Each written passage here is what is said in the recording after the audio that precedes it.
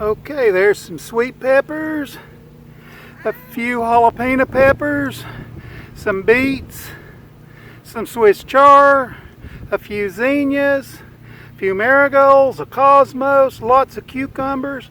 Pam and I are working in the garden today and we're going to get this stuff in. There's some Kennyback potatoes we've got to get in the ground today. And here is some Pontiac Red. We like raising those because we're both diabetics, and believe it or not, there's far less starch in a red potato than there is a white potato. And this is our favorite spot in the garden because we can sit down up here and take my Bubba bucket and drink ice water and sit in a chair. Yes, and what, sweetie? And what? It's a pretty garden. Yes, it is a pretty garden. And if you look at everything, it looks so awesome. And look at the seeds.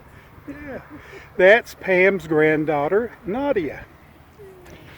All right, so this is what the garden looks like. And I'll have to be honest, I thought we'd just do a little garden since Pam was working. But here we have case knife beans on this fence. And if you look closely, the case knife beans are beginning to break the ground. We absolutely love the weed fabric. No weeding to do. And yes, it's time for us to sweep it. We have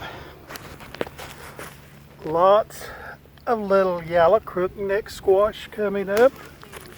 They're actually starting to do quite well. Pam has planted a few cabbage, and it is Stonehead Cabbage. That is the variety. Back over here on this little fence, we've got cucumbers this year, and they're planted in the weed fabric as well. This is about half of a cattle panel here, and on the little cattle panel we've got our little cherry tomatoes. I gave them another pruning today.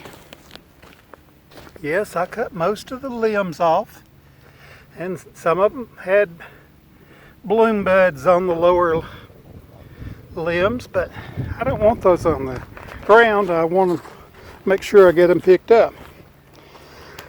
And I also picked most of the blooms off of our larger slicer type tomatoes, and these are all heirlooms on this fence, and they go all the way down.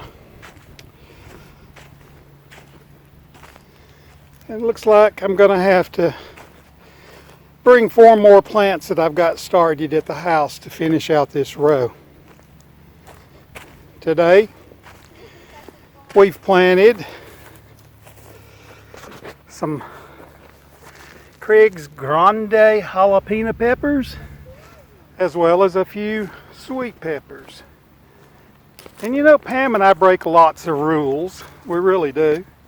I've never seen anybody in their life raise beets. Well, that's not a beet, that's zinnias we put in there.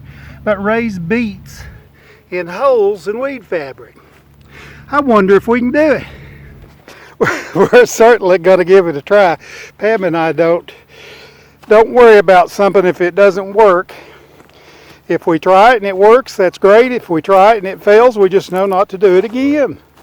You don't worry about the little stuff. And we ended up with a full row, but of course there are some giant red zinnias planted in there. Those are to attract pollinators. Now we still have several rows here. There'll be a row of Blue Lake pole beans. There'll be some zucchini set out here. And yes, we've got to fix that piece of plastic, but we're too dadgum tired today. And I'm really, really impressed that our little corn all out through there is starting to pop up.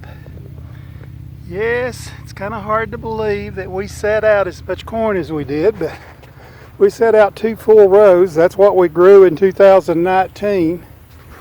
We were just going to plant just a few potatoes, and there'll still be plenty of time for our potatoes to make if we keep them watered.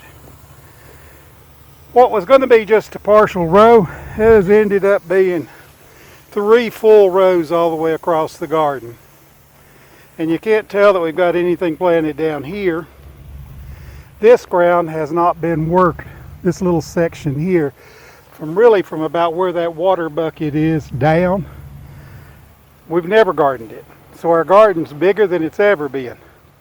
Now down on this end, there will be plenty of watermelons and cantaloupes planted. Pam raised, if you'll remember, in 2020, she had the prettiest watermelon crop I've ever seen in my life. But our little garden ended up being bigger than what it was in 2019.